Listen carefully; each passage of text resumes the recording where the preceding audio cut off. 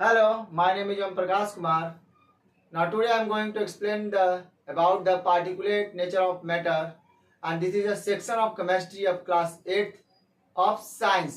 Okay, class 8 के science के chemistry का ये सेक्शन है जो कि टॉपिक नेम है हमारा क्या, particulate nature of matter.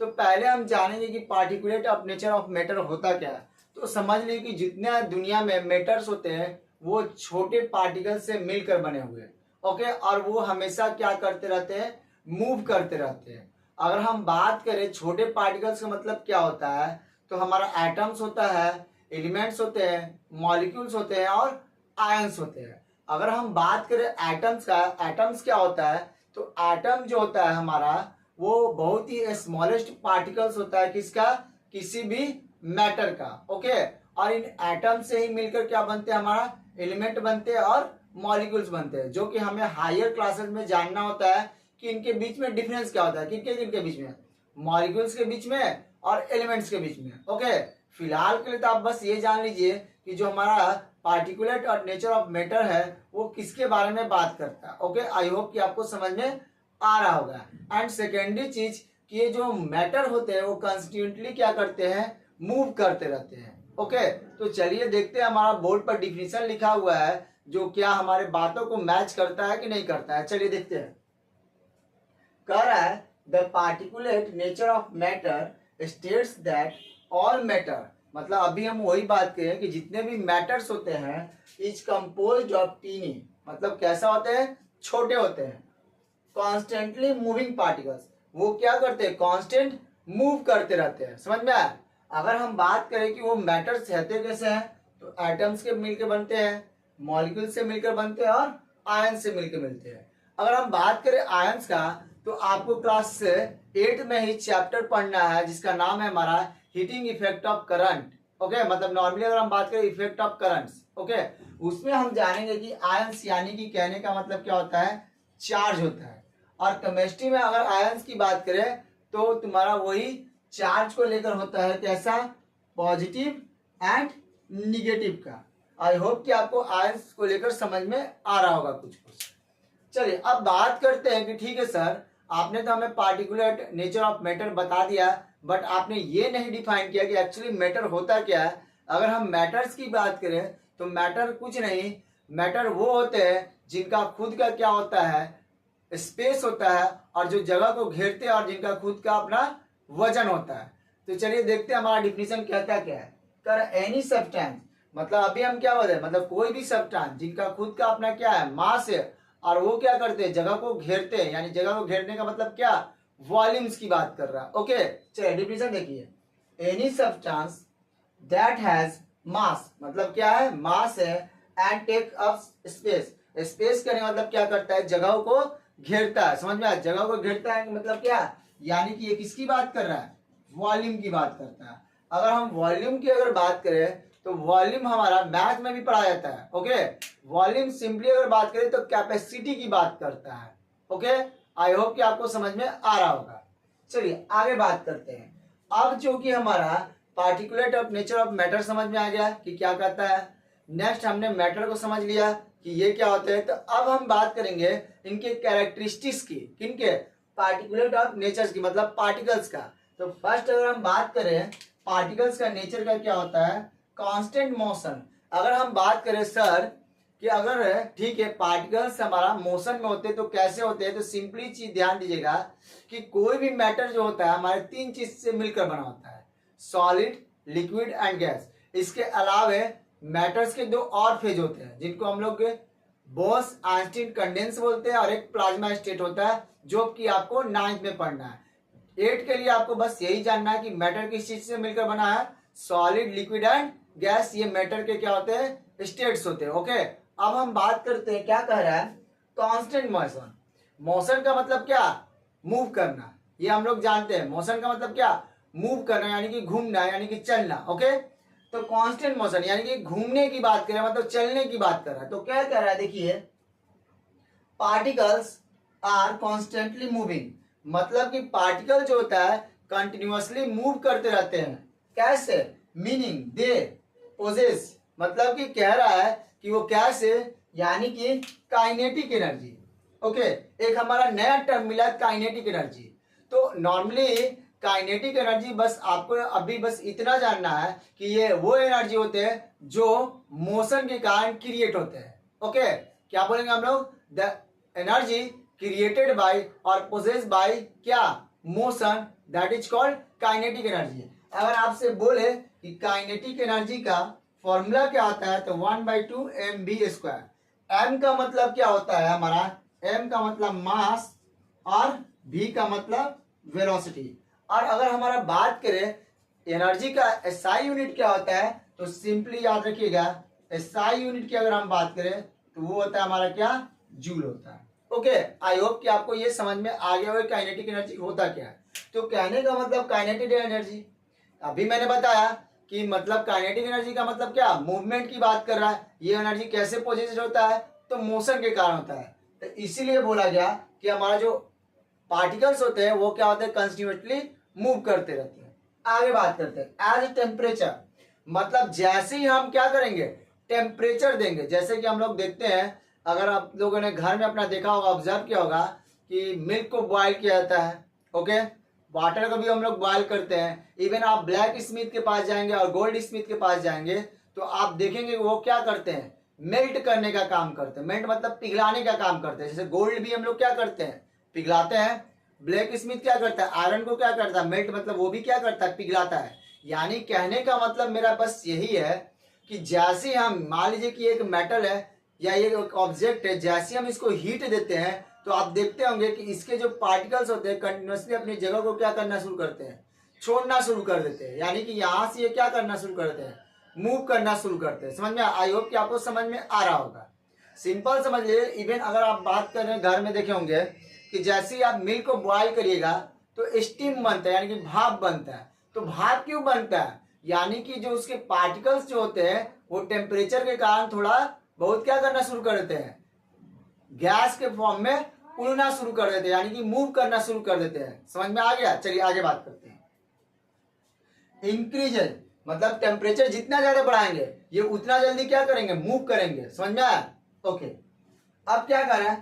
Particles of motion increases. अभी मैंने क्या बताया? जितना ज्यादा हम टेम्परेचर देंगे ये उतना ज्यादा मूव करेंगे, यानी ये उतना ज्यादा काइनेटिक एनर्जी के फॉर्म में आएंगे। इट मीन्स कहने का मतलब क्या? नॉर्मली अगर हम कहें यानी जितना ज्यादा आप टेम्परेचर दीजिएगा ये उतनी जल्दी क्या करेंगे? मूव करना शुरू करेंगे। ओके, आई होप कि आपको ये यहां तक हमारा चीजें को आपको अच्छे से समझ में आया होगा। अगर फिर भी नहीं समझ में आया होगा कुछ भी टर्म तो आप हमें कमेंट बॉक्स में पूछ सकते हैं। फिलहाल के लिए आप इसका स्क्रीनशॉट लीजिए, फिर हम आगे बात करते हैं।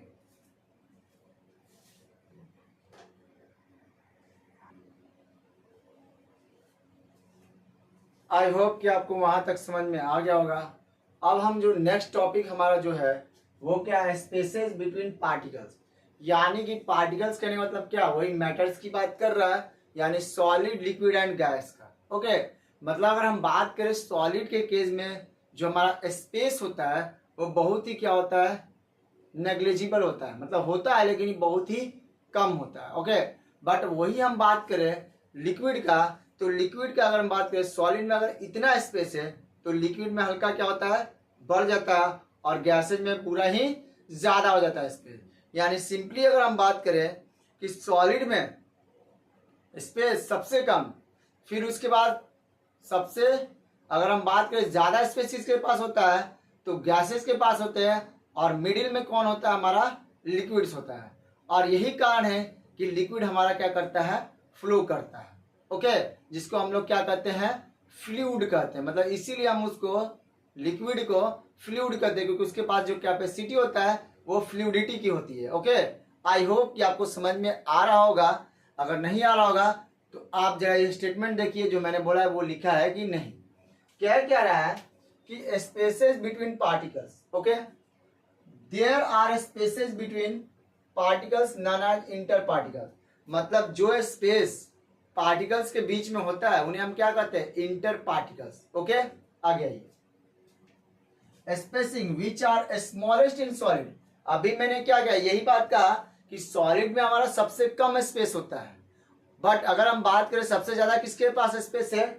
गैसेस के पास है। क्यों? क्योंकि सबसे ज्यादा काइनेटिक एनर्जी, याद रखिएगा पहले हम लोगों ने बात किया था क्या कि पार्टिकल्स मूव करते रहते हैं, तो सबसे ज्यादा अगर काइनेटिक एनर्जी किसी के पास है तो गैसेस के पास है। इसीलिए देखते हैं कोई भी स्पेस में हम जैसे गैस को छोड़ते हैं वो बहुत ही तेजी से क्या होता है, फैल जाता है, स्प्रेड कर जाता है। ओके, अगर उसके बाद हम बात करें कि सबसे कम काइनेटिक एनर्जी किसके पास होता है, मतलब जीरो के बराबर, तो होता है सॉलिड का, यानी कि जस्ट उसका अपोजिट काम हो रहा है यहाँ पर। आई होप कि आपको समझ में आ रहा होगा। वहां पर काइनेटिक एनर्जी जीरो, जिसके वजह से यहाँ पर हमारा क्या हो जा रहा है, स्पेस ज्यादा हो जा रहा है, मतलब कि स्पेस सबसे कम हो जा रहा है। समझ में आया? क्योंकि हमारे पास काइनेटिक एनर्जी क्या उसका बहुत ही कम होता है। बट अगर हम बात करें गैसेस के केस में, काइनेटिक एनर्जी भी ज्यादा और स्पेसेस भी ज्यादा, क्योंकि काइनेटिक एनर्जी ज्यादा है तभी तो वो जल्दी जल्दी उड़ रहे हैं, मतलब कि इधर उधर भाग रहे हैं। फिर अब हम आगे बात करते हैं। नेक्स्ट है force of attraction. Force of attraction का मतलब क्या, एक पार्टिकल का दूसरे पार्टिकल के साथ क्या कॉम्बिनेशन, मतलब बॉन्डिंग। समझ में आया? तो अगर हम बात करें, अभी मैंने बात किया कि जो सॉलिड्स होता है उसके पास क्या होता है, बहुत ही स्पेस कम होता है, मतलब नेग्लिजिबल होता है। तो आई होप कि आपको क्या समझ में आ रहा है कि जो सॉलिड्स होते हैं उनके पास फोर्स ऑफ अट्रैक्शन बहुत ही क्या होता है, ज्यादा होता है एज कंपेयर टू गैसेस। क्योंकि गैसेस के पास फोर्स ऑफ अट्रैक्शन बहुत ही कम होता है। क्यों? क्योंकि गैस के अगर एक पार्टिकल्स यहाँ है तो दूसरा पार्टिकल्स यहाँ होंगे। ओके, और यही बात अगर हम करें सॉलिड का, तो दोनों एक दूसरे के साथ क्या होते हैं, अटैच्ड होते हैं। अब हम बात करते हैं कि बीच में कौन हो जाता है, तो बीच में हमारा लिक्विड हो जाता है। ओके, आई होप कि आपको समझ में आ गया होगा। चलिए देखते हैं ये लिखा क्या गया है। Force of attraction, particles attract each other. ये हमेशा ध्यान दीजिएगा कि पार्टिकल एक दूसरे को क्या करते हैं, अट्रैक्ट करते हैं। ओके, कर है with the strength of this forces decreasing from, मतलब फोर्स क्या होता है, कम होता है सॉलिड टू लिक्विड, मतलब सॉलिड में सबसे ज्यादा फोर्स ऑफ अट्रैक्शन, फिर उससे कम किसके पास है, लिक्विड के पास है, और सबसे कम किसके पास है, गैसेस के पास है। इसका कहने का मतलब यही है, यानी सबसे ज्यादा फोर्स ऑफ अट्रैक्शन किसके पास, सॉलिड के पास, और सबसे कम गैसेस के पास। और किसके पास बीच में, मतलब अगर हम बात करें सबसे, अगर हम बात करें गैसेस से ज्यादा और किसके पास है फोर्स ऑफ अट्रैक्शन, तो हमारा लिक्विड के पास है। और लिक्विड से भी ज्यादा किसके पास फोर्स ऑफ अट्रैक्शन है, तो सॉलिड के पास है। आई होप कि आपको समझ में आ रहा है, वही कह रहा है डिक्रीजिंग की बात। ओके, नेक्स्ट जो हमारा टॉपिक है arrangement in states of matter.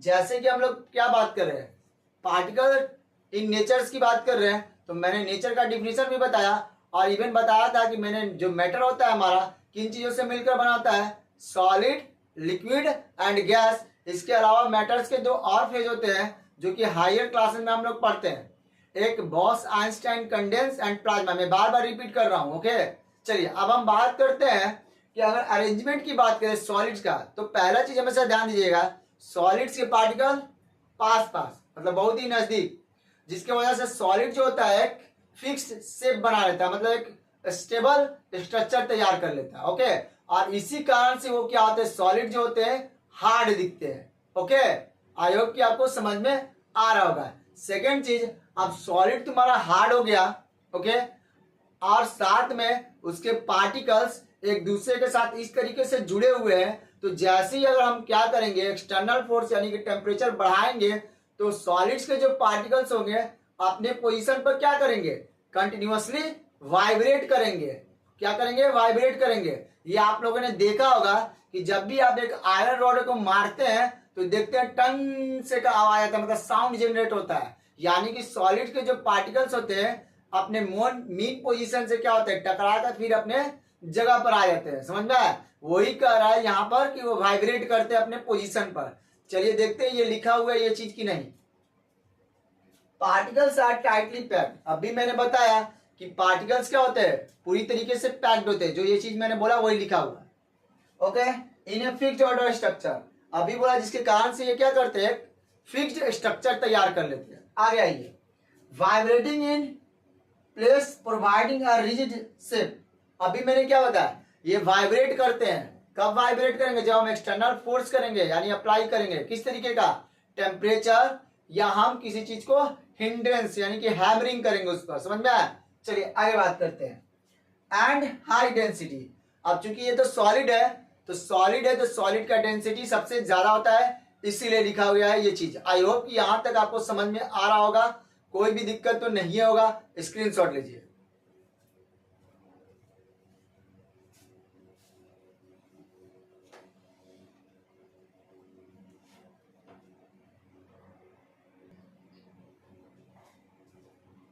I hope कि आपको सॉलिड का केस समझ में आ गया होगा, अरेंजमेंट का।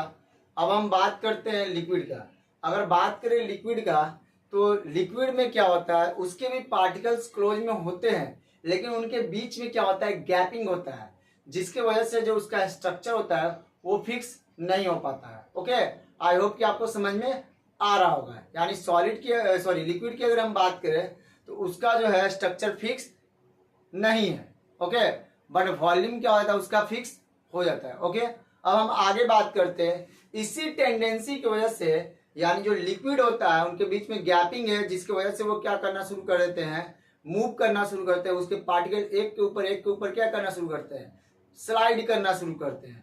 जब स्लाइडिंग होना शुरू हुआ यानी कि वो क्या कर रहे हैं, एक तरीके से मूव कर रहे हैं। तो इसीलिए मैंने पहले ही बताया था कि लिक्विड क्या होता है, एक तरीके का फ्लूइड होता है। ओके, तो यही चीज लिखा भी हुआ है। चलिए देखिए क्या बोल रहा है, पार्टिकल्स आर क्लोज टुगेदर। मतलब अभी मैंने बोला कि पार्टिकल जो होते हैं क्लोज तो होते हैं, बट क्या कर रहा है, not in a fixed structure, मतलब उनका जो है शेप फिक्स नहीं होता है। अब आप बात कहोगे कि मैंने तो आपको एग्जांपल बताया ही नहीं, तो एग्जांपल ध्यान से सुनिए। आप पेट्रोल लेने जाते हैं तो जिस टैंक में रखवाते हैं उस टैंक का वो शेप ले लेता है पेट्रोल। इन दैट सेकंड की बात करते हैं, वाटर की बात हम करेंगे। वाटर को हम लोग अलग अलग कंटेनर में रखते हैं, तो अलग अलग कंटेनर में उसका क्या वो शेप ले लेता है ना। तो यहां से हमें क्या पता चलता है कि वाटर का कोई फिक्स शेप नहीं है, लेकिन उसका वॉल्यूम क्या होता है, फिक्स्ड होता है। यानी कि अगर हम बात करें, जो मैंने 1 लीटर एक दूसरे कंटेनर में रखा था, जब मैं उसको दूसरे कंटेनर में ट्रांसफर करूंगा तो 1 लीटर ही रहेगा। ओके, बाय द विश में हम कह सकते हैं कि हमारा लिक्विड का जो होता है वॉल्यूम फिक्स होता है, बट उसका शेप फिक्स नहीं होता है। यही चीज लिखा हुआ। आगे देखिए, allowing them to slide past one another, मतलब एक के ऊपर एक तो है, मतलब हल्का हल्का गैपिंग तो है, क्लोज में है, लेकिन एक दूसरे को क्या करते हैं, वो स्लाइड कराना शुरू करते हैं। जिसकी वजह से ये बोल क्या रहा है कि this allow liquid to flow, और इसी लिक्विड के फ्लो को, प्रॉपर्टी को हम लोग क्या कहते हैं, फ्लूइडिटी। ये एक प्रॉपर्टी होता है लिक्विड का। ओके, याद रखिएगा क्या होता है, फ्लूइडिटी। इसलिए कभी कभी हम लोग क्या कहते हैं कि ब्लड हमारा एक तरीके का क्या है, फ्लूइड है। पढ़े होंगे आप बायो में। चलिए आगे देखते हैं। अब बात करते हैं गैसेस का। तो पहला चीज तो समझ लें, गैसेस के पास स्पेस बहुत सारा होता है। मतलब स्पेस का नहीं मतलब क्या, उनके पार्टिकल्स के बीच के स्पेस की मैं बात कर रहा हूं। ओके, जब उनका स्पेस ज्यादा एक दूसरे का है, तो कहने का मतलब पहला चीज तो क्या, उनका शेप फिक्स नहीं है, वॉल्यूम भी फिक्स नहीं है। ओके, आई होप कि आपको समझ में आ गया होगा। ये एक दूसरे से बहुत दूर दूर में रहते हैं, जिनकी वजह से ना इनका हम शेप फिक्स कर सकते हैं, ना ही इनका हम लोग वॉल्यूम फिक्स कर सकते हैं। बट उनको हम क्या कर सकते हैं, कंटेनर में फिल कर सकते हैं। जैसे कि हमारा सिलेंडर होता है ना, इवन देखते होंगे आप, गुब्बारा बनाने वाला जो गैस होता है वो भी देखे होंगे आप। चलिए आगे देखते हैं कि लिखा क्या गया है। Gas particles are far apart and move randomly. Obvious सा बात है, अभी मैंने बताया कि गैसेज का जो काइनेटिक एनर्जी होता है सबसे ज्यादा होता है। ओके, वो बहुत ही तेजी से मूव करते हैं, इसीलिए कह रहा है कि गैसेज का क्या है, काइनेटिक एनर्जी बोल सकते हैं सबसे ज्यादा होता है। ओके, तो कह रहा है कि वो मूव करते हैं फिलिंग एनी कंटेनर, मतलब हम किसी कंटेनर में उसको फिल भी कर सकते हैं। मैंने नीचे एक फिगर बनाया है, किस चीज का, इसके अरेंजमेंट का। आप यहां से देख सकते हैं कि सॉलिड में स्पेस बहुत ही क्या है, कम है। अब लिक्विड की अगर हम बात करें तो लिक्विड में स्पेस क्या है, माइनर है, हल्का हल्का है। बट गैसेज में देखिए कि क्या है, पार्टिकल एक दूसरे से बहुत ही दूर दूर में है। तो यहां से ये आपका क्या पता चलता है, ये हमारा अरेंजमेंट होता है किस चीज का, सॉलिड, लिक्विड एंड गैस का। ओके, अगर हम बात करें इनके डिफरेंसेस का, तो इनके डिफरेंसेस को भी हम कल क्या करेंगे, एक्सप्लेन करेंगे। बस आज के लिए इतना ही काफी है आप लोगों के लिए। और इसको क्या करिए, स्क्रीनशॉट लीजिए और वीडियो को अगर नहीं समझ में आया तो बार बार देखिए, बट फिर भी नहीं समझ में आया तो आप हमें कमेंट बॉक्स में पूछ सकते हैं। चलिए जल्दी से इसका स्क्रीनशॉट लीजिए।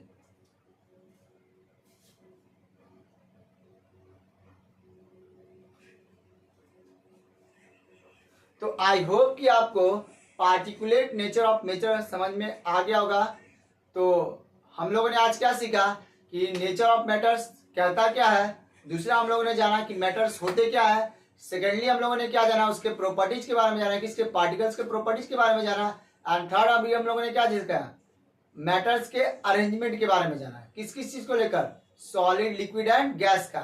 ओके, अगर मैं बात करूं सॉलिड का, काइनेटिक एनर्जी बहुत कम, लिक्विड का सॉलिड से ज्यादा, और सबसे ज्यादा काइनेटिक एनर्जी गैसेस का। स्पेस इसका कम, बहुत ही कम, इसका हल्का ज्यादा, और सबसे ज्यादा इसका गैसेस का, स्पेस का। इसका स्ट्रक्चर फिक्स है, वॉल्यूम भी फिक्स है। इसका वॉल्यूम तो फिक्स है बट इसका शेप फिक्स नहीं है, और इसका तो दोनों फिक्स नहीं है। ओके, आई होप कि आपको समझ में आ गया होगा। तो आज के लिए बस इतना ही। अगर वीडियो को पसंद आए तो अपने दोस्तों को शेयर करें और लोगों को भी बताएं हमारे चैनल के बारे में। तब मिलते हैं फिर कल इसी टाइम पर। Thank you and very much.